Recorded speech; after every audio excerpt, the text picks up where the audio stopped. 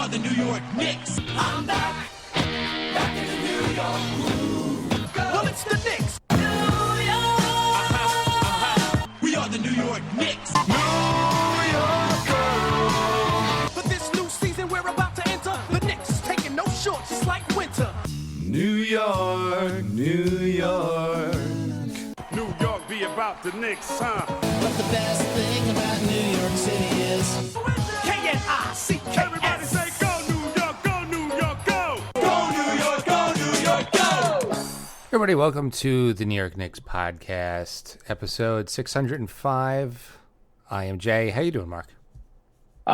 Good. We had 3 games since last show, the Brooklyn game, the Miami game, and the Boston game, which consisted of, holy crap, we beat the living snot out of Brooklyn, and we're like, oh, this will be great next show, and we can just talk about beating the crap out of Brooklyn. It was so much fun. I'm sure there'll be no game this week that tops that.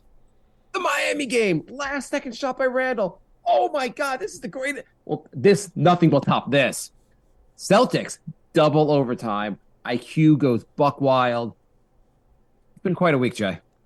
It's been quite a week. 3 amazing games. Yeah, you're right. I would we blew out the Nets. Even if we lose the next 2, that's it. I always like beating up on the Nets. Yeah, I mean, the Nets wasn't like an exciting. I went to that game. It was just fun to watch the Knicks beat the crap out of the Nets. It's always fun to beat up the Nets, and I know the Nets have a really tough defense. They've said, I think Nets Daily said that was we're putting people in prison for how strong our defense is, and so they held the Knicks to 142 points, which is I can't imagine how many points they would have scored. The Nets didn't play good defense. I mean, Nets fans were posting pictures of jails the whole week after. I know they were trying to just cope with the fact that their team just got completely gutted, but they were like, this is going to be one of the best defensive teams we've ever seen. Yeah, 144 points. They have a bunch of guys that are supposed to be able to play defense. Please don't have Nick Claxton part of the final 3 in the Defensive Player of the Year. It's not even that the Knicks was an aberration. Their opponents have been averaging over 130 points a game Against the Nets? Since the trade, against the Nets. Yeah, you think with Bridges, Cam Johnson, do you think Finney Smith, you'd think they'd have they can at least grind it out with teams. Well, I'm glad they stink. Anyway, that was just the buzzer-to-buzzer ass whooping. They were up by Knicks were up by about 20 the whole time. The Heat, they were without Lowry at this point. I don't know if that's. Oh, and I wanted to mention also, and Brunson leading up to the Nets game had 2 mediocre showings as far as shooting. He played fine, but he was kind of off 2 nights in a row or 2 games in a row, and you were like. Not that you doubted Brunson, but against the Nets, he went 15 from 18 from the field, 5 for 6 from 3. I thought he was going to get 40. I thought the Knicks were trying to leave him out there near the end of the game to get his 40th, but they didn't actually seem to care about getting him his 40th, which is kind of cool when you're out there. You're not interested in stat padding, but the Knicks just Giannis. What did Giannis do? Oh, he did that rebound, right? Yeah, so they were up by 6, and the other team wasn't even defending him, and he just slowly walks up to the rim and throws it against the backboard to get a rebound to give himself a triple-double. I saw they took that away from him, right? So technically, I guess the rules are you have to shoot with intent to score for the rebound to count, and so they threw the rule book at him and took away the rebound, saying he had no intent to score on that shot. I mean, I saw the video of that. That was absurd to be a rebound. Kind of fitting after Perkins accuses Jokic of stat padding, and then Giannis does that the very next day. Yeah. I don't really understand the idea of Jokic stat padding either, but I'm not a huge fan of Perkins, so whatever. So, that Brunson game was he had 30 at the half, one of his best games of the season. No stat padding. Also, that game was also Grimes had a huge game, went 8 for 12 with 22 points. He was finally hitting threes, and he was doing what you want him to do. Mm-hmm. Actually, I was at the game, so I wasn't watching the box score.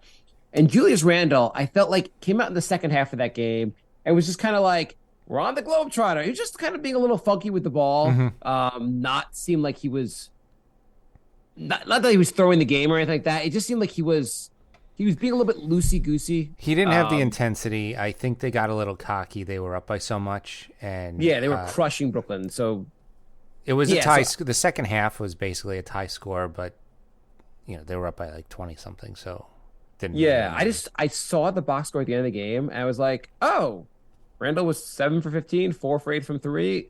Oh, and he had 8 rebounds, 8 assists. I didn't realize how good of a game Randle actually had. I mean, realistically, those are solid stats. He had a really good game, but because because he was so not nonchalant in the second half, I thought he had a worse game than I was like, oh, well, Randle was off tonight. I was like, oh, okay, he was kind of fine, actually. Randle's the kind of guy where you could watch the game and be like, oh, Randle wasn't very good tonight, and then you look and he had like 22 and 8.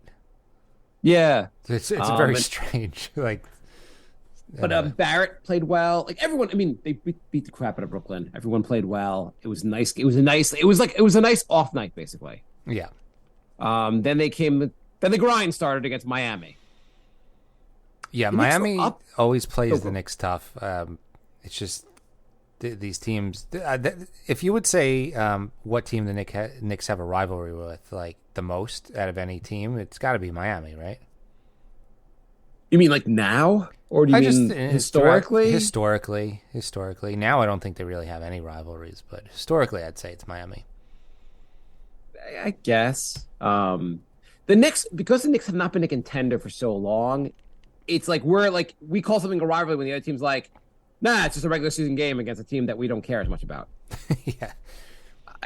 For a half a second, you could have sent Indiana with Melo because they played him in the play, but the Knicks never came back to the playoffs to play them.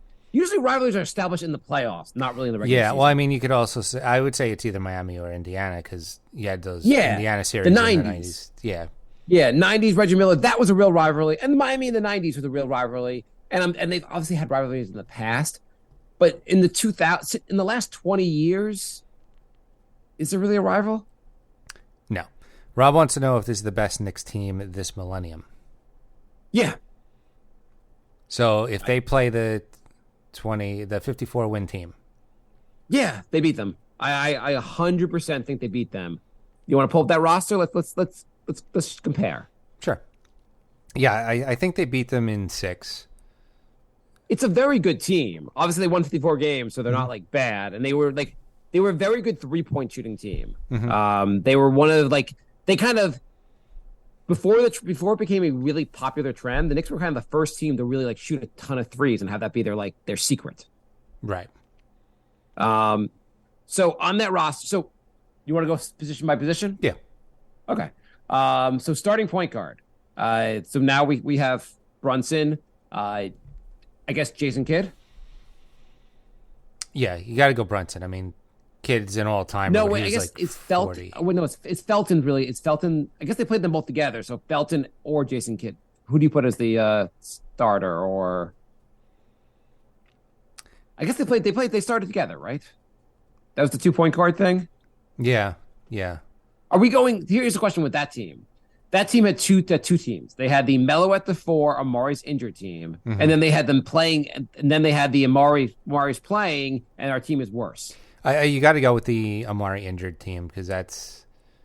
If anyone remembers, the Knicks were goddamn awesome without him. Nothing against Amari, but without Amari. And then as soon as he came back, they were a 500 team. Yeah. And I kind of think if Amari does not play in the playoffs, the Knicks find a way to get past Indiana. And I know this sounds weird.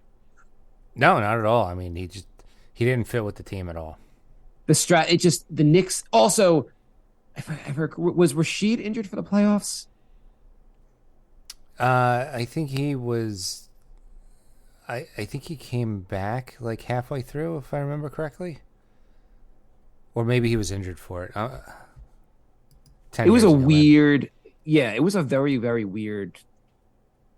Oh, he was injured.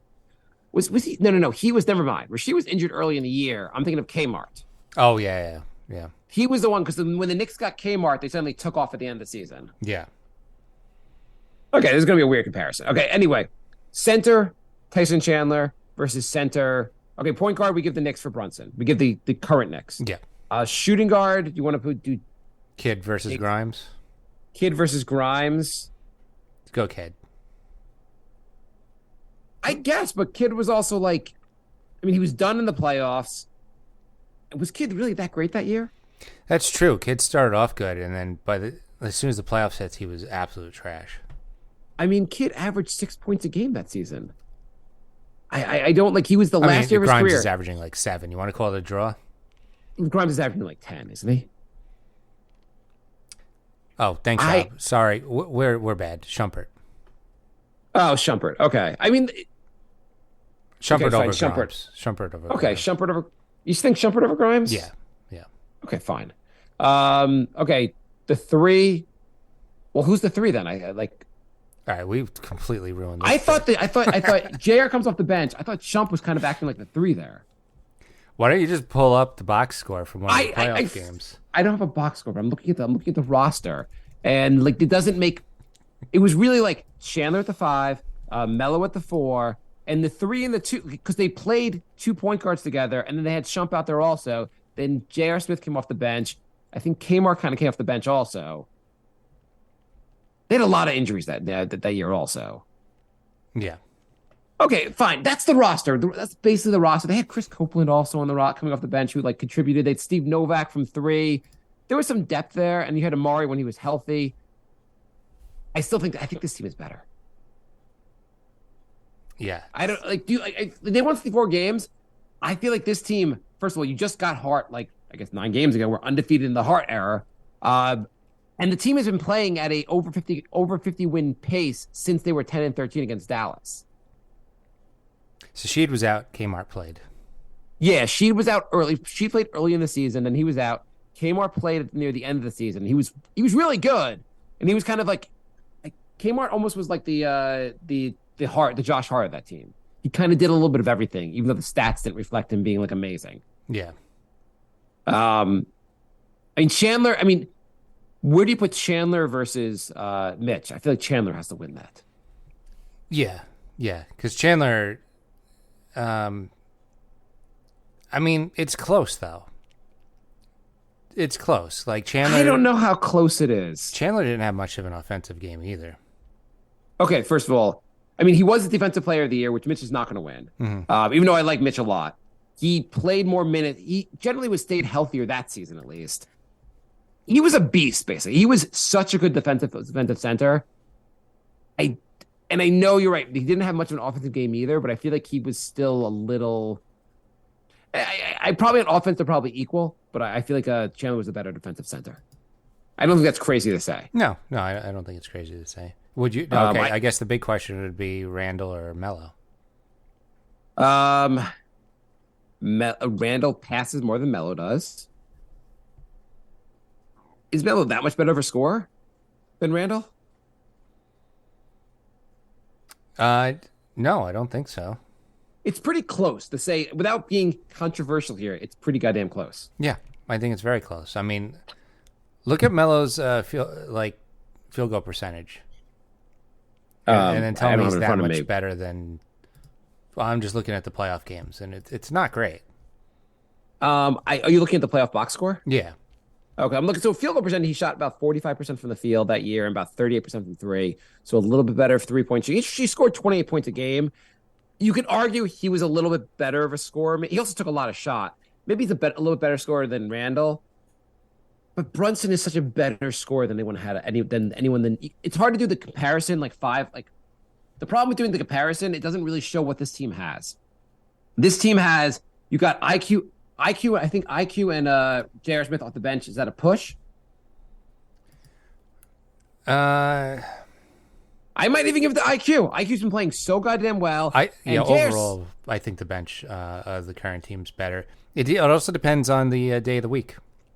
Weekend games, yes. JR was a complete mess. I would just say that IQ's defense is stellar. I think they have the as far as defensive rating, he's 3rd in the NBA. That's crazy. J.R. Smith was not a great defender. He wasn't terrible, but he was not a great defender. Yeah. I'd say at best he was an average defender on most nights, but IQ is a high-end defender. And Josh Hart off the bench, like the Knicks don't have anyone like that. The old Knicks didn't have anyone they didn't have a second guy like Josh Hart. Right. I'm looking at their bench right now, and it's really bad. It's a mediocre. I mean, they that year they were definitely better than the Celtics in the first round, even though they J.R. Smith did that. I forget when he elbowed Jason Terry and got the Celtics back into it. I don't know, that team seemed a bit of a fluke, and they fell apart the year after. Guys got old, Chandler got injured, and so forth. This is a flat out. I think this team would win that series in 6 games, maybe 5 games. I really think they have such heart. Like I really, and I think as much as people like Woodson, I think Tibbs is a better coach. They were too old. They wouldn't be able to run with this team. Is that crazy? I just said Tibbs is a better coach than Woodson.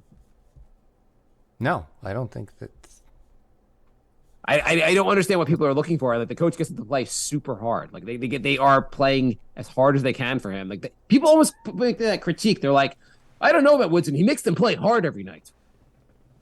Right. Or he doesn't. Tibbs doesn't develop the players. It's just most of them got significantly better under his watch. Just play. I was listening to I was listening to the Ringer NBA show before, and they were talking about the Knicks, and they said, well, one of the advantages they have is that Tibbs just he has guys diving for loose balls in meaningless regular season games in the middle of January. Yeah. Yeah, that's a negative. So he brings it every night. So somehow that's a negative against him because he tries to win most games. So I found this interesting. They talked to Randle recently, and he said he doesn't like the what do you call it? The management. Whatever you call it when people rest. Oh, you mean load management? Load management. He doesn't like that. He feels like he stays in better shape when he's playing all the time, and if he takes time off for load management, he feels like it's harder to get back into the groove of things. So he doesn't like missing any games. Well, they were saying that in the Celtic game, in the game last night, the ESPN broadcast, they were saying that Celtics had said. They were saying that they felt like they, I forget the name of their coach, their current coach, who was the assistant before. Mm-hmm. He felt the team kind of let up the gas pedal before the playoffs, and it was hard to get them back into it was hard to get them back into play. I mean, they had a good year anyway, but he felt the team wasn't ready for the playoffs because they kind of had stopped playing so hard at the regular season, at the end of the season. Right, yeah. So he was anti-load management, except that he is resting the whole team today. Oh, is it? The Celtics are basically throwing the game to Cleveland. Well, they're resting Horford and Tatum, so they're starting Muscala. Blake Griffin didn't even play yesterday, and White. Tatum I legitimately could be tired from throwing up bricks. The bricks are heavy. But they are up 9 against Cleveland with 5 minutes left. Oh, okay.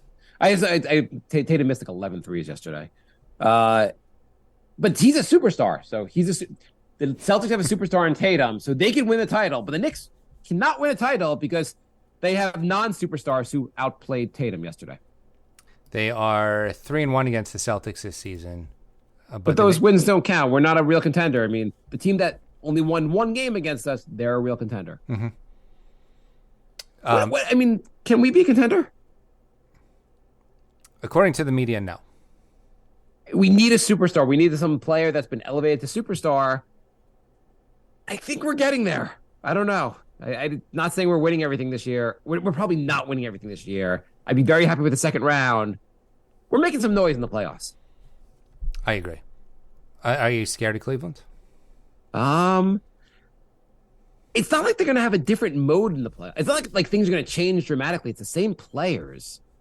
You could argue that the same players playing you every night, and the team's just preparing just for you makes a difference. But as long as the Knicks are healthy, they have a good shot at beating Cleveland. I don't see why not. I tell you, I'm not scared of Cleveland's bench. I mean, Cleveland doesn't have much of a bench. They also got rid of Kevin Love, who was, I thought, a helpful bench piece. This is what I think puts the Knicks ahead of some teams. The Knicks are legit 9 deep, and most teams can barely have a great starting 5, maybe a 6th man. Right. And I know the lineup's shortened in the playoffs, but you got a guy in foul trouble, you're going to need some guy off the bench to play. And, you're Cleveland. What, are you going to trot out, Osman or Rubio. Like that's You not. might, but like it's the Knicks have already shortened. I mean, you're not going to short it to an 8-man. I mean, you don't have to short it to an 8-man. A lot of teams do in the playoffs. Yeah, I mean, who are the Knicks? Who are the Knicks stop playing? Well, that's the thing. I don't think they have to. Like, Yeah, I think the Knicks are well rounded enough where there's not a guy out there where you're like, oh, when this guy's out there, the Knicks are weaker. Right. I mean, that was the big. Once you got rid of, the big thing was, once you didn't have to play McBride, you really had just like a very even team. Yeah, as Like, much as we everyone's like good. McBride and Sims, it was a downgrade from who was playing. I mean, in the Celtic game, like, Brunson sat for the Celtic game because of an injured foot, and like they put McBride out there, and Tibbs is like, I've seen 3 minutes of that. Let's stop the play. Let's stop having McBride out there. Yeah, end of experiment. Let's play everybody 50 minutes tonight. Yeah, IQ. I swear, IQ played 55 minutes, and I felt like after the game ended, he could have jogged home to New York. He had like a little bit of sweat on his forehead, and that was it. In the second period, in the second overtime, he basically had some like maybe a minute or 2 minutes of the second overtime. Suddenly he racks up 7 straight points, hits a 3, and it's just like skipping. Yeah, And you're like, you're in your 53rd minute of play, and you're skipping. And he's like, dude, he is unbelievable. every time he scored, he either skipped or did a dance or did. Celtics fans must have been so mad at him. I mean, he's always smiling. I Yeah. mean, as a Knick fan, it's awesome. If you're rooting against him, the fact that the dude's always smiling kind of makes you angry. It was pure joy though. It wasn't like taunting. He was just like, he's like, I'm so happy that I'm having this good of a game. Yeah, he was. I was so badly. I wanted to beat the Celtics anyway, and beating them 2 of the last 4 games is great. But I was like, it'll be so great if they can beat him, so we could fully enjoy this IQ game. Yeah. If the Knicks lose, you'd be like, they lost, but they got this great performance from IQ. It doesn't matter as much, but it matters so much more when you win the game. Yeah, yeah. And he was flat out. Oh, so finishing in the Miami game, the Miami game just ended on the craziest end of the game. First, the Knicks are up by a lot early on against the Miami. The Miami keeps like chiseling on the way back, and then like the game's close at the end. Randle turns the ball over. Miami scores, and you're like, shit, this is over. And then Randle's stumbling, almost turns the ball over. Then almost turns the ball over again. Then jacks up a shot. Just hit a crazy 3 to end that win that game. I thought there was no way that was going. He was jumping to the side. He's jumping to the right, shooting it with his left. I mean, I know he's lefty, but like, I had this. I'm like, the Knicks are going to win this game. I know the Knicks are going to win this game. And then when he almost turned the ball over the second time, I'm like, I guess they're not going to win this game. I was like, they might not even get a shot off. Because they don't always. And then and also, he did the same thing. He's got to watch it's like every team knows basically near the end of the game, you could just have a guy run from the other direction basically with his blind side basically and steal the ball from him. That's what the Celtics did in regulation yesterday. Like 5 times, yeah. Yeah. He's got to be a little, and I think I guess I was going to say in the Miami game, I guess if Brunson was there, but Randle had it worked out. It was crazy. It was an absolutely crazy end of the game. And then it ended perfectly with 1 second to go, and the ball, Mitch just intercepts the inbound play. Yeah, yep. Because I'm like, they're going to get this shot off. Somehow this was just an amazing, and then the Celtic game was just unbelievable. I guess we're just going to gush. Should we gush the whole episode? Probably. I mean, that final play, I'm just glad Horford didn't get the ball. I feel like he hit every shot. No, Horford missed the 3 at the end. Oh, yeah, that's right. You were talking about a different play, yeah. Yeah, I was talking about the finally Miami missed. game. Right, he finally missed. Horford finally missed. I can't believe he hit 6 threes. The Celtic game was crazy. So, so what do you want to say about quickly? Is like, first of all, how many Brinks trucks do they have to have a backup to pay quickly now? I mean, he's probably going to get like 4 years, 80. He might get 4 years, 100. I think he's the odds-on favorite to win 6th Man of the Year. He was Probably- plus 6,000 like 2 weeks ago. National televised game. He is the man against. I know he started, but like, unbelievable game against the Celtics. Yeah. And he's probably going to keep playing well. Of all the guys in the category of sixth man of the year, he's the best defender by far. As long as they pay everybody, like if this team gets to the second round, there's no reason they shouldn't pay Hart and quickly. I think they have to pay both those guys. Yeah. I don't think they're legitimately trying to compete next year if they don't pay both those guys. And I think they will. Okay, so my idea for the episode, I thought we should do a player power ranking. And by the way, CBS Sports in their most recent NBA power rankings, I don't know how these work exactly, but the Knicks are the number one team in the power rankings. Yeah, they jumped a bunch of spots on CBS's ranking. It's weird because, like, I mean, the Bucks are the better. I mean, I love the Knicks. The Bucks are better. Why aren't the Bucks or the Nuggets ahead of them? Like, what is? I don't know what these power rankings are based on. Like how you're playing right now. Yeah, that's what a power ranking is. Or I thought it's like a season power ranking. Like it's current status. Oh, please keep in mind that our NBA power rankings are based on weekly performance, not the whole season. Yeah, because you can't do that. Okay, so the Knicks are playing the best team in the NBA currently by weekly performance. Right. Sounds good to me. Okay. Do you want to do a Knicks player power ranking? We haven't done this in a while. Yeah. You're ranking the players on current performance as well. Yeah. Well, I was gonna rank them on like past performance only. I mean, I wouldn't be surprised. Do you like doing your rankings backwards? By the way, who is the worst team in the NBA right now according to the CBS Power, or the worst team playing currently according to the CBS Power rankings? Spurs. Pistons. Huh. I was gonna say Spurs because I think the Rockets beat the Spurs. The Rockets are like the worst team. Rockets, Spurs, and Detroit. Like, I guess all the really bad teams. Yeah. And not us. We're nowhere near that there. Okay, so who do you think right now is your number one ranked Knicks player? Still gonna go. Are you hanging on? Are you gonna do the full season or just like how do you want to do this? Are you new to power rankings? Talk to me like I'm a moron. It's weighted towards currently. Recent play. Okay. Yes. And you don't have to do just the last 3 games, but it's like the way they're trending. Okay, trending last few weeks. Okay. Yeah. So I'm still going with Randle. Okay, I'm going Brunson, my number one. The only reason I'm not is because he missed last game and he's probably missing next game. So they're playing Charlotte, so I don't know if that's a quote unquote game. They better beat Charlotte also. That's an ultimate. It'd be nice to get there make it a 10-game winning streak. It would. It's crazy. It's crazy. I know. So Tibbs was the first Knicks coach to ever have 2 8-game winning streaks in the same season. And the first coach saw since Red Auerbach. Yeah. Yeah. Which is pretty impressive for a coach that everyone wants fired. And Charlotte's kind of a give me. LaMelo's not even playing. The Knicks should probably win that game. So that team had an 8-game win streak and an 11-game win streak. So if the Knicks beat Charlotte and then Sacramento, they'll have an 8-game and 11-game win streak on the 50th anniversary of their championship team. It's the 73 team, huh? That's crazy. Yeah.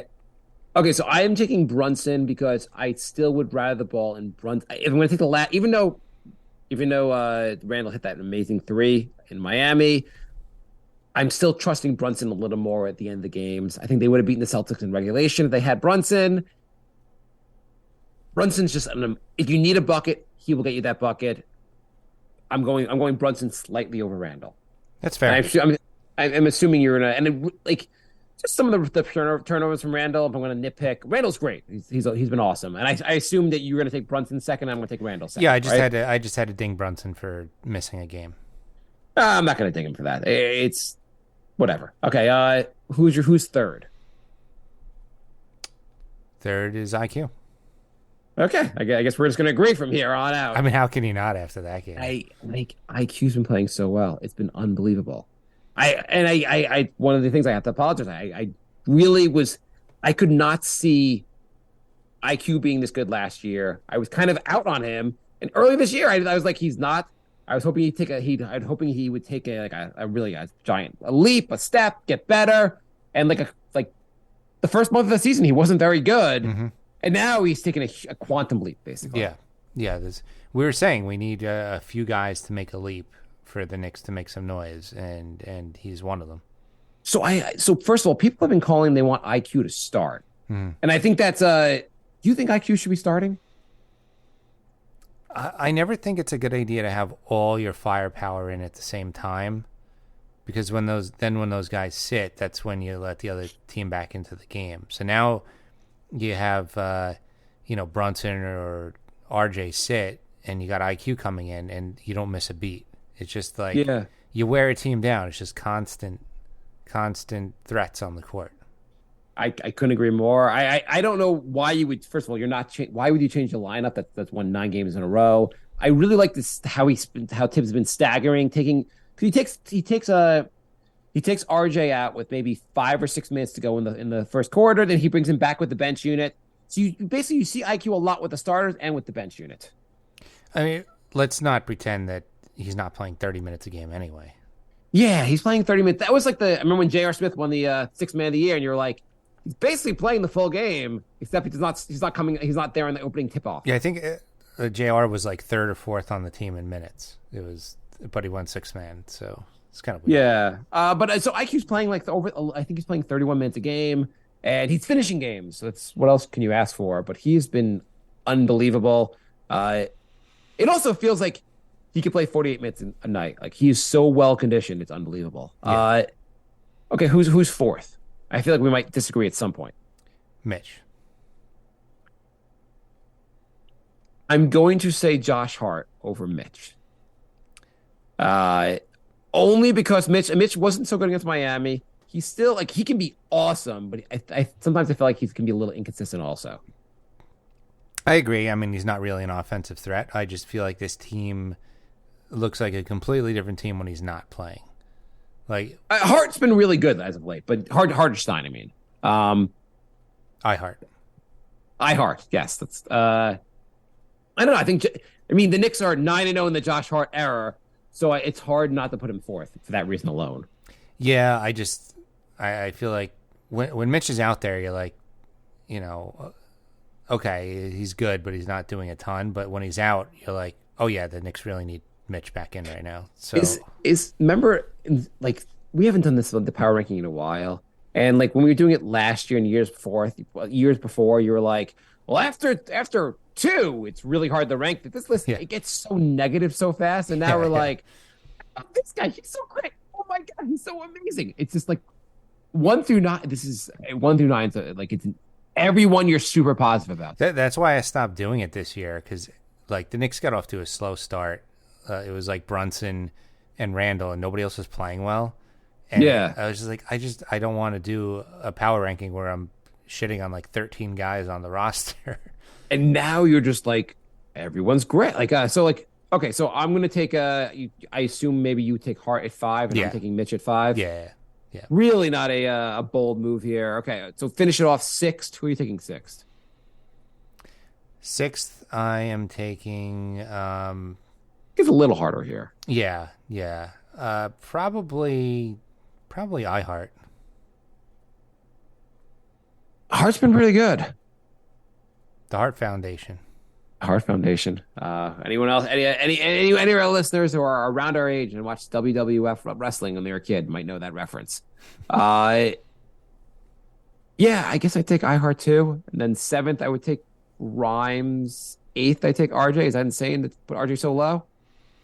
I would put RJ ahead of Grimes. He's been picking it up lately. Yeah, he's been in the last 2 games. He's actually been pretty good.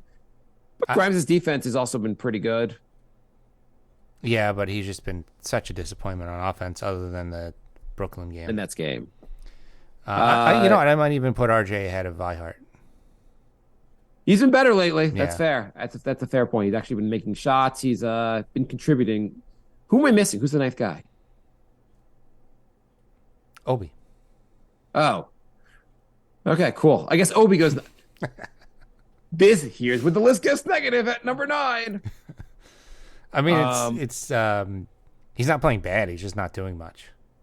And he's not doing much. I guess it's hard when he's playing 11 minutes a game, but someone was saying I think it's on Twitter. They're like, what the hell? Like, why? Like, you're letting IQ play and let's see what he can do. Why aren't you letting Obi play? Because IQ's been awesome and earned these minutes and played great defense. Obi's kind of getting the minutes he's earned. You know, we've said it before. It's just hard when you're behind a guy who is an all-star and is, you know, look at the backups for other all-stars. They're not getting a lot of minutes. It's just the way it is. It's the big thing is also its defense. If Obi was giving like really awesome defense, he'd be getting more minutes. That too. That's the biggest thing. Tibbs wants defense. You got to play defense for him, or you got to be a super offensive player. Yeah, a lot of people are complaining that IQ didn't play a lot last year. Guess whose defense wasn't great last year? It wasn't bad, but it's gotten a lot better this year. Right. Yeah. He's stepped up. He's just gotten to become a better player. I think the thing with Obi, it's the thing is when you see Obi on the court, if the Knicks were like offense looked phenomenal with Obi on the court, but he looked like he was just a terrible defender, you'd be like, well, I guess maybe we could live with that, like live with it because his offense is so good. But you put him out there, he doesn't do that much on offense, and he's a bad defender. Yeah, it's just Tibbs' way. Like anybody who's gotten better on defense, their minutes have increased. Grimes got better on defense. IQ got better on defense. Their minutes went up. That's just the way it is. Like you could argue, even when Randle wasn't playing great on defense, you can argue like, well, in theory, he gives us like an edge on offense. Mm-hmm. But when you watch Obi out there, at every point you ever think he's dominating the offense? No, I did see him drive the other day instead of, you know, he got the ball in the corner and actually drove to the net instead of like just standing in the corner and shooting. I think he did against the Celtics. That was he got the points. It was nice. Yeah, it was good. Speaking of driving to the basket, Mitch drove to the basket yesterday from the 3-point line. That was you saw him like. Who did he beat? What defender did he beat? He beat the whole team. No, but who was actually guarding him? Was it Grant Williams? It might have been. I forget who was guarding him, but he just like took the guy off the dribble and went right to the basket. And you saw that, and you're like, his handle doesn't even look that bad. Why does he do this more often? Right. Because he was going to the basket. You saw that the Celtics were like, let's get the hell out of the way. Yeah, that was nice. By the way, how happy are you that you don't have to root for Marcus Smart? Like I wouldn't even feel good like rooting for a guy who's that cheesy. Like it's also the ref's fault for falling for it. Like there was one play where Mitch wasn't even moving. He was setting a screen and he wasn't even moving, and they called a foul on him. They call some. I mean, the Knicks, I guess, got some foul calls their way also, but like there were some crappy fouls. It was an Ed Malloy game. So, you want to do some questions? Mm-hmm. Let's do some questions. nyknickspodcast@gmail.com. NY Knicks Podcast on Facebook, Instagram, Twitter, and Patreon. There are links to our Discord in all of those, so join our Discord and you can chat with us during the games. Yeah. Okay. Anthony writes, is this what it's like to have a Warriors podcast? Surreal. Yeah, I guess it's it feels weird doing like multiple positive podcasts in a row. I mean, this team is just so you can argue whether the 2012-13 team would be like, if who would win in a 7-game series, fine, you can make an argument, but there's no question this is a more fun team than that team. This is the most fun Knicks team since the 90s, hands down, and the future looks really bright, whereas that team was kind of old and decrepit. This team is like, you're like, wow, a lot of the young players we're rooting for are all like early to mid 20s. Yeah. The oldest veteran is a 28-year-old Randle. That's playing as part of the rotation, at least. So this is actually the longest winning streak, the second longest winning streak since we've been doing the podcast. The second longest. What is the longest? The longest is that 2013 team. They won 13 in a row. Okay. Well, the Knicks will have to break that record. And 18 is the all-time Knicks longest winning streak. Was that with the 73 team or 70? It's 70. By the way, I have to. I said this on Twitter, but I kind of have to. I mean, they're like Leon obviously has put together a very good team here, and all my critiques, whatever, if he put together a great team. 2 out of 3 trade deadlines, he made a small-ish move that like galvanized the team. Mm-hmm. Like the Derrick Rose trade wasn't wow, what a blockbuster trade at the deadline, and the Knicks took off from there. And then now the Josh Hart trade, not a huge trade, and like the Knicks have exploded since then. Yeah, I mean, the exact player the Knicks needed. Exact. I gotta say, let's trade for a superstar. I will get you the glue. I will get you the rocket fuel to take the team off. Yep.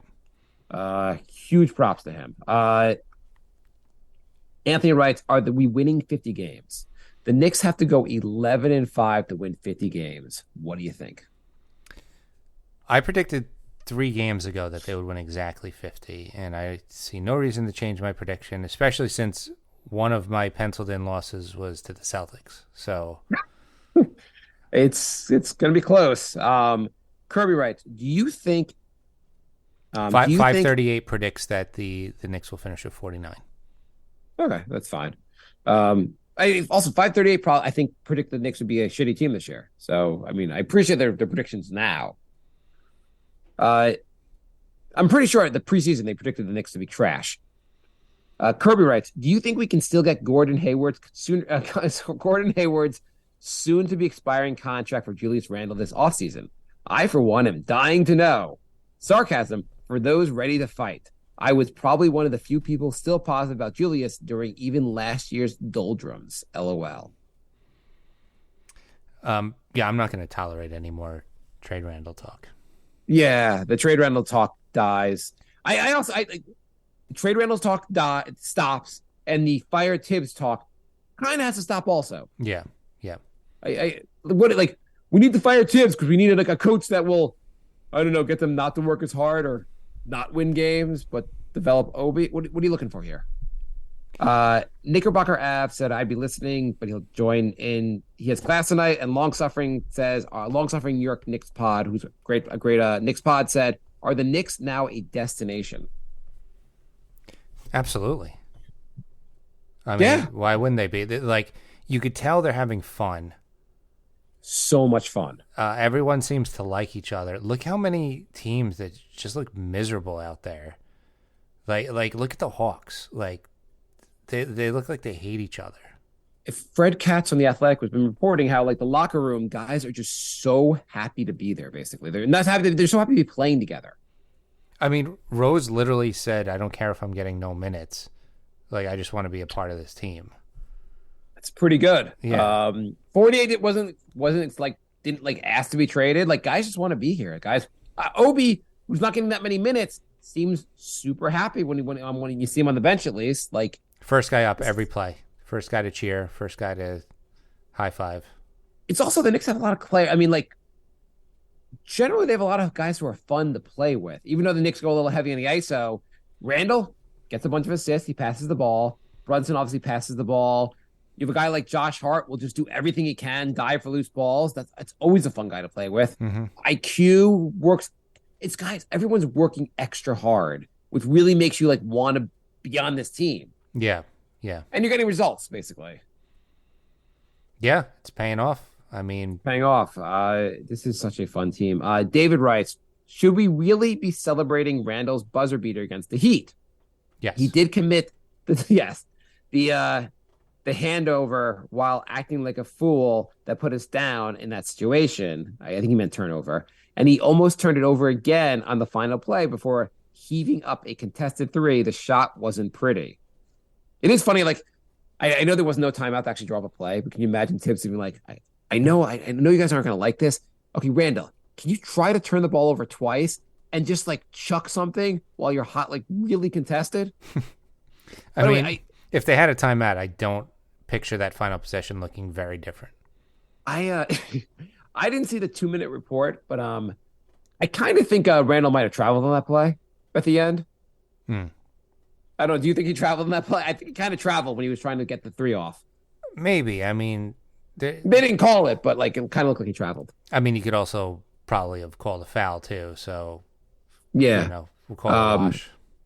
Josh responds to David by saying, just enjoy the wins, which is everyone should just be enjoying the wins. Yeah, I mean, Randle's not a perfect player, but he's been awesome.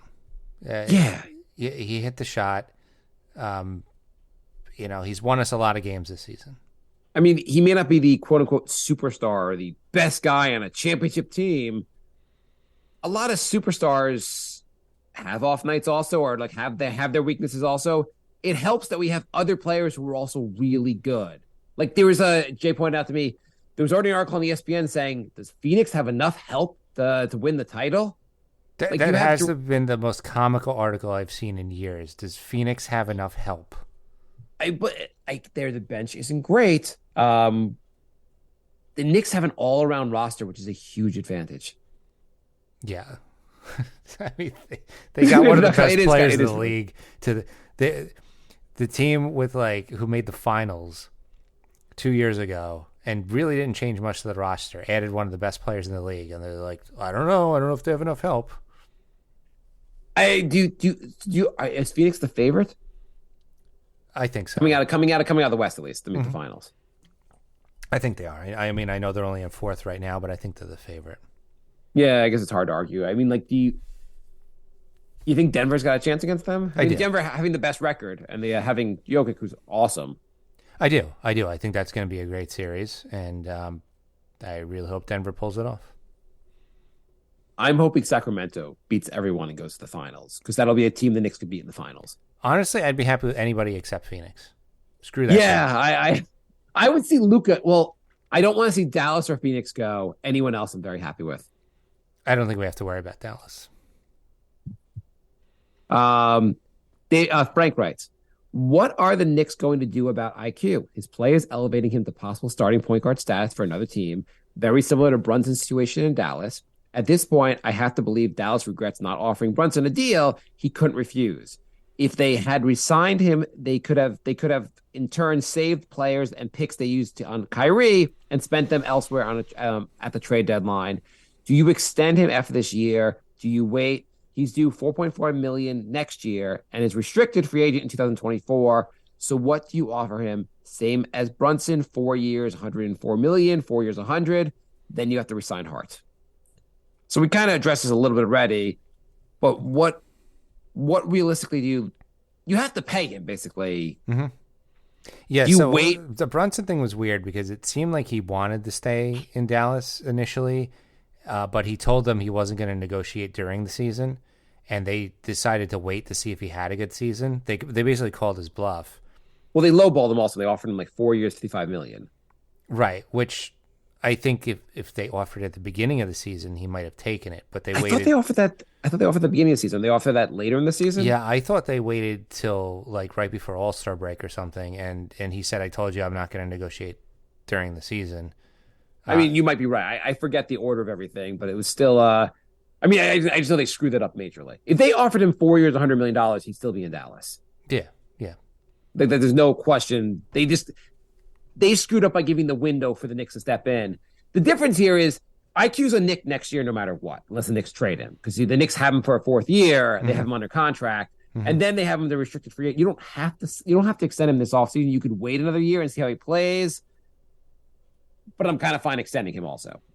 Yeah, I mean, I think him and Hart are both. Hart's probably going to get less. He's probably going to get 4 years, 60, and I think IQ gets 4 years, 80. I think IQ gets 4 years, 100. And Hart probably 4 years, 60, maybe 4 years, 68, something like that. I don't know. He's going to get, because Hart's also really good. I think the Knicks are over the cap anyway. If you're able to spend the money, if the cap's not a factor, then just spend the money and keep these guys. Mm-hmm. What are you trying to build if you don't do that? Right. I mean, you can't go too nuts because Because what? You pay because James Dolan will pay the tax. Who gives a crap? I won't be able to afford even the nosebleed seats if they start doing that. They're already insanely expensive. What are you going to do? The game's absurdly expensive at this point. Just pay them. Give us a winning team. The point, you're supposed to be drafting players, so when you can't pay guys, you move on to other players. The Knicks have not been drafting players. I mean, they punted on some draft picks, including this year's number 11 pick, which the Knicks could have made, is Jalen Williams. See what he's doing in OKC. Leon Rose has been awesome, but that was a big miss. Yeah, that was a big miss. That guy looks awesome in OKC. He would have been such a great player to have in the Knicks. The Knicks might have passed up. This guy might be a future All-Star. The Knicks passed up on him just to clear cap space because they screwed up the previous offseason so poorly. But anyway, I feel like you got to pay. The Knicks have no chance of competing going forward if you don't pay these guys. How do you not keep your core? Right. You can use them in a future star trade if you want to, but you got to keep the core going forward. Keith writes, they're playing great ball, but Tibbs needs to think about minutes management because they'll be gassed in the playoffs. I mean, the players seem to disagree with that too. The minutes, first of all, IQ apparently only, as long as you play him less than 100 minutes a game, he's fine. It seems like also the minutes were kind of, as long as everyone's healthy, the minutes are all actually pretty reasonable. Everyone's playing no one's playing crazy minutes. Right. Yeah. It's only, obviously last night against Celtics, unless there's an injury or an overtime game, which apparently nobody makes subs in overtime, which is kind of funny. Yeah, no one does. Don't blame Tibbs like the Celtics. No one seems to make subs, and you're like, this is 5 minutes. You got to play the goddamn 5 minutes. I didn't realize Jalen Williams was playing this well. I've been following his box score. He's been playing really. Don't look at the season, even the season numbers. Look what he's been doing lately. That's what I looked at his last, because he's only averaging 13 for the season, but he's averaging over 20 in the last 15 games or something. Yeah. Bill Simmons also did you said he wrote an art. I didn't see the article. He wrote some article praising Jalen Williams as being a future star, basically. Great. Good call. Punting on that pick. Yeah. So that one probably was a, 2 of the 3 years that, and he's a small forward. So he's a guy that the Knicks really should have taken. But, Daniel writes, how, who are these Knicks? Am I dreaming? I really hope Randle and Brunson stay healthy. I fear they will get hurt. IQ needs to get paid this offseason. Agreed. Yeah. Brunson and Randle are like Iron Men. I know Brunson's out now, but he sprained his ankle pretty bad, and he might miss just one game. And he's going to miss 2 games because he missed the Charlotte game probably. He's questionable. So we'll see. He'll probably sit out the Charlotte game. He should. Go on. He should. Okay. Get that ankle healthy. But and Randle never misses a game. It's crazy. Yeah. By the way, Randle is very close to breaking Fournier's all-time Knicks 3-point record. Oh, that record it stood for so long. Less than a calendar year. How close is he? He needs to average 3 a game for the rest of the season. 3 makes 3 threes a game. Yep, and he's averaging 3 a game. So that would be pretty crazy. When it's amazing when he's on. He really can nail those threes. Yeah. Frank writes, we're on a 9-game winning streak and have probably the best team we've seen in 25 years, if not one of the most enjoyable to watch. Yet somehow people are highly critical of Tibbs and Randle. What's wrong with these people? Are they just miserable overall? Are they the type of people that would boo Santa Claus at a sporting event, kick a puppy, steal candy from a baby? Sounds right to me. Yes. I don't know how as a Knicks fan you could not be just super. It is must-see TV. Every game the Knicks play, it is so exciting. It is so much fun watching this team. If you are a Knicks fan and you're not currently enjoying this team because we don't have a superstar, or because the Knicks looked bad against Atlanta 2 years ago, or whatever, or Tibbs is mismanaging this team. If you can't enjoy this, then just stop watching basketball or stop rooting for the Knicks. If you can't enjoy this, then you just shouldn't even be a fan. Yeah. This is the good stuff. This is what Justin we've been waiting 10 years for. 20 years. Well, yeah, it's 10 years for the podcast, but 20 years generally. When's the last time we had this much fun watching the Knicks? It's the 90s. There's nothing close to it. Yeah, there was brief stretches. Linsanity, the 54-win team, but I feel like I'm more excited about this team because I feel like this feels more real. I don't know. The other ones felt like kind of fluky. You mean the random guy we signed, not that became an all-star and a worldwide sensation, seemed fluky? Never to be seen again. 3 weeks later.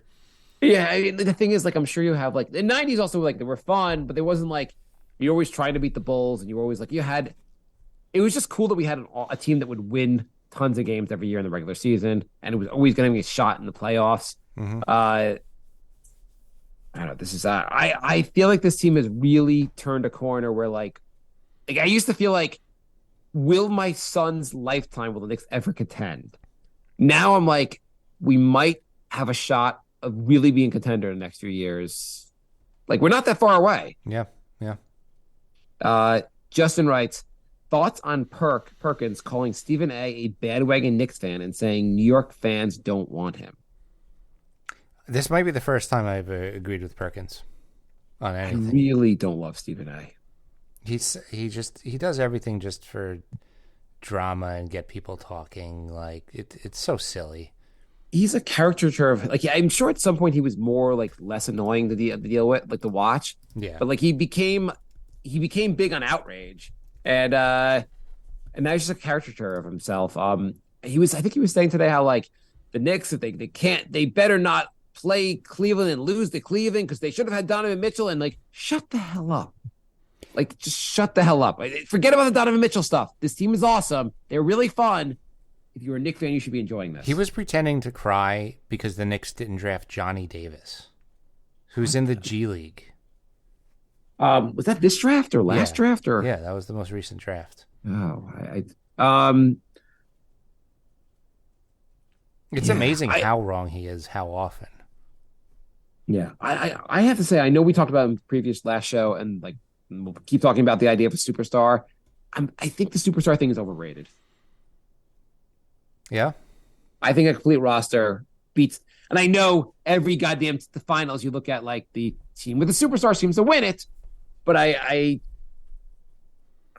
if you have a really solid bunch of all guys who play all-star level, you could a complete roster beats like having the superstar. Pretty sure the Final Four is going to have an all superstar in each team. How many superstars are there? I think we talked about this last show, but like there aren't that many. Who are the superstars? You'd say Steph Curry, Durant, Doncic, Luka, Embiid.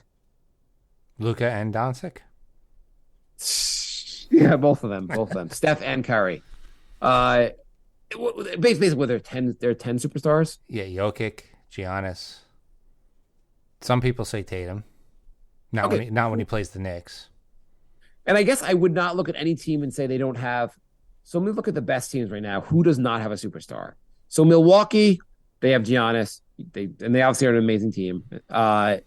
Celtics, are we saying Tatum's a superstar? Sure.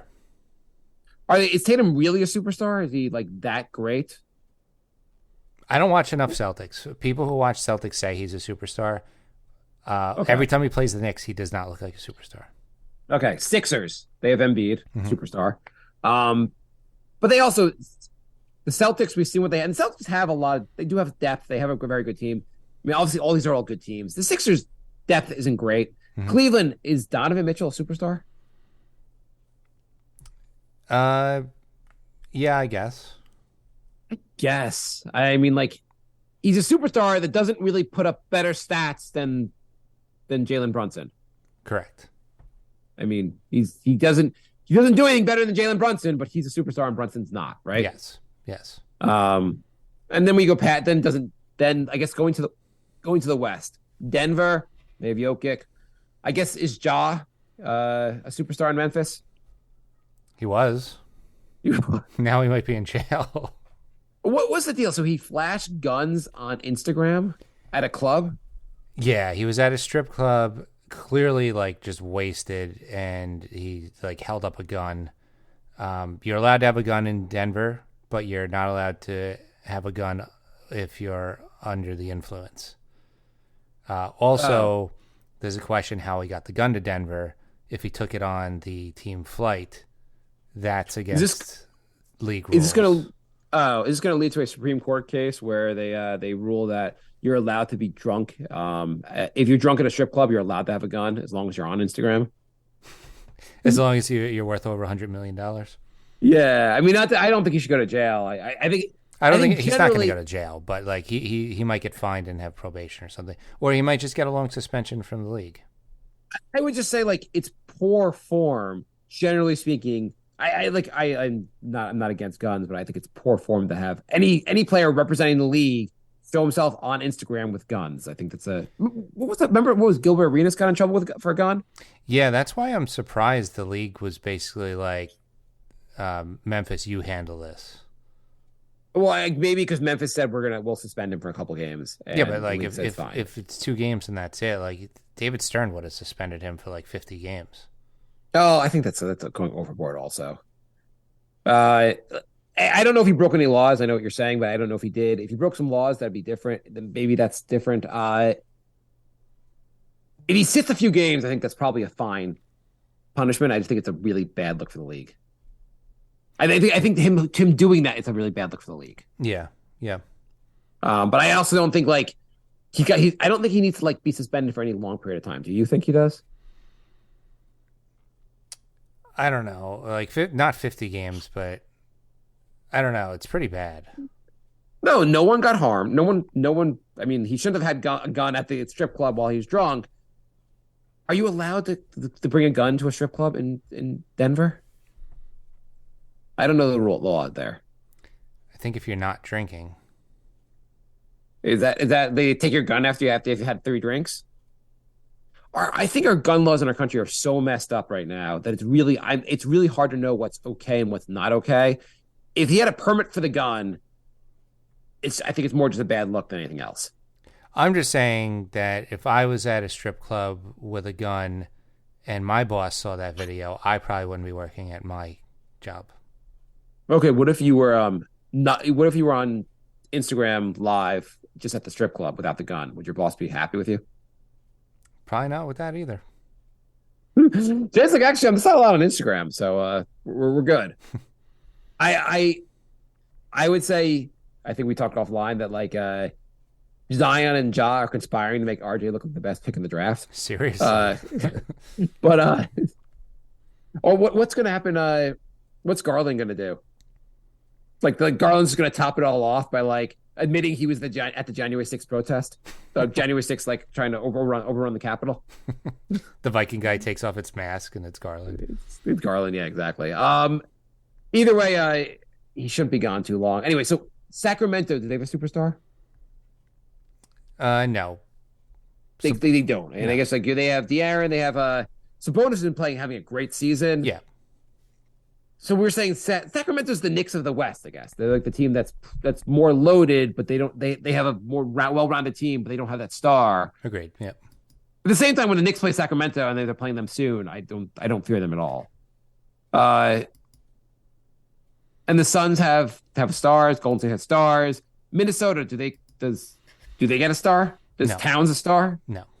He's not an all-star. But who's scared of Minnesota? No. In Dallas, Luka obviously counts, and I guess Kyrie might count. Clippers. I guess there's a lot of superstars that go around the league, I guess. Seems to be all the playoff teams / contenders. Yeah, I mean, it makes it easier to be a contender. I'm just not fully convinced. And I guess you're right. If the Knicks, outside of the Knicks, anyone else I'm going to pick to go to the finals and have a shot at the title is going to have someone with a superstar. Mm-hmm.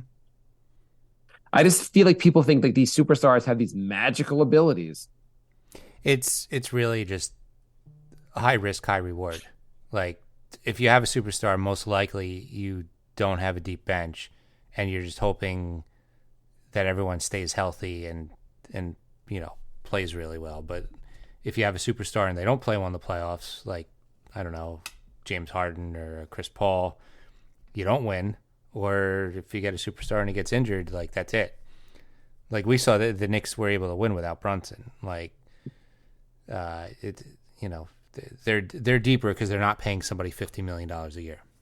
Would you say that some of the superstars in the league are like maybe they're superstars, or maybe the refs just make them superstars? Yeah, no, the refs are clearly like they call the game differently for different people, and nobody seems to like it. The players don't like it. The viewers don't like it. I don't know why. Steph Curry, he's a superstar. He does things that are unbelievable. Durant, I want to root against him, but I think he's truly a superstar. He's a machine. He's just such a great shooter. Mm-hmm. Whereas I watch like Embiid, he's a very impressive player. I don't think Embiid is as good as people say he is. I think the refs make him as good as people say. I think the refs elevate him because you're not allowed to play defense against him. That's the way I feel about Harden. Yeah, I feel the same thing about Harden. You're not allowed to play defense against him. Ja's getting to that point. Giannis, to a certain extent, like you're not allowed to play defense against him either. Mm-hmm.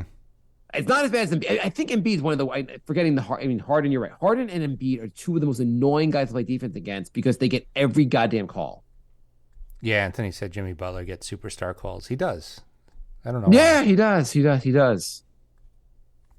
Anyway, if Randle got superstar calls, he'd be ridiculous. Yeah. That might take him to the next level. You give him the superstar calls, he'd be a superstar because he'd be getting the line at least like 6 more times a game. Right. Or anytime somebody came from his blind side, if the refs just called a foul on that person, he wouldn't have so many turnovers.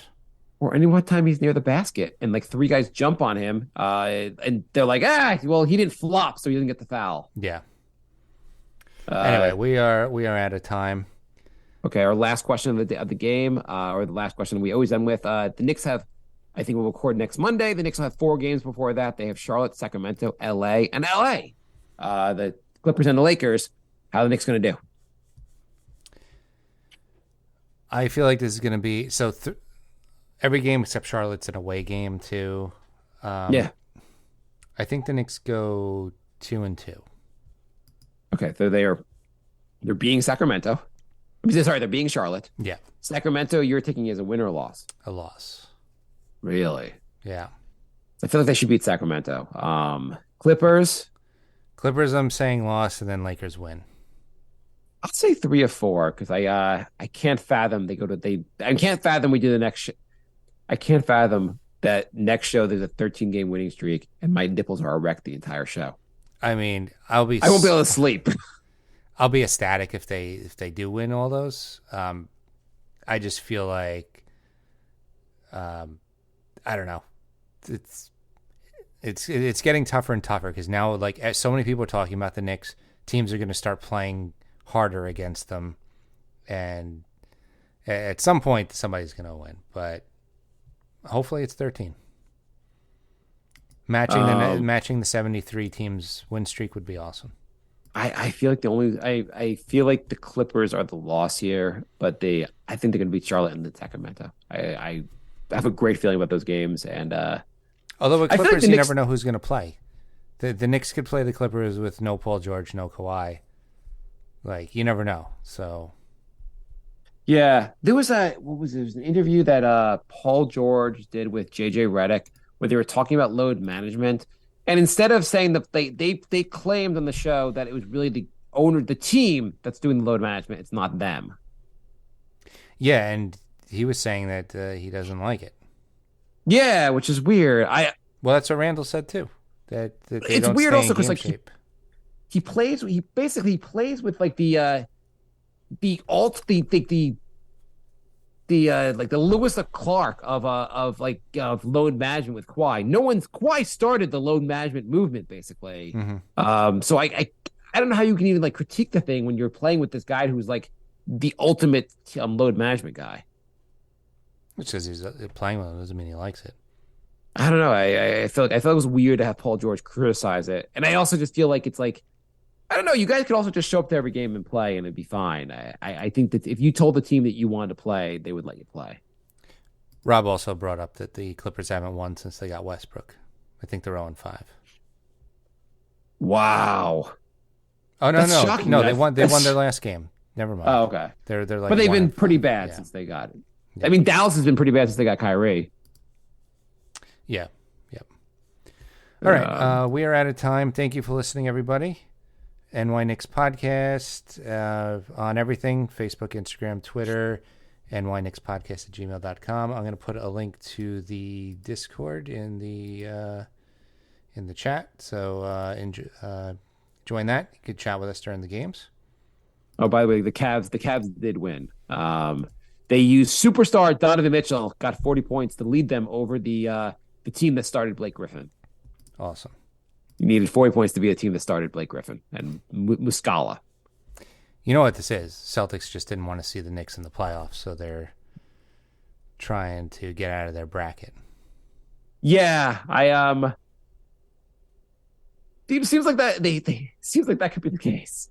They're trying to stay in second place because they don't want to be in that 1-4 bracket with the Knicks. I don't think anyone wants to play. I mean, not that anyone wants to play like the Bucks either. Or I think those teams are like the Cleveland and the Celtics do not want to play the Knicks. Agreed. Or Philly. The Knicks are coming for you. I can't wait for the playoffs. All right. Thanks for listening, everybody. We will be back soon. Next Monday. My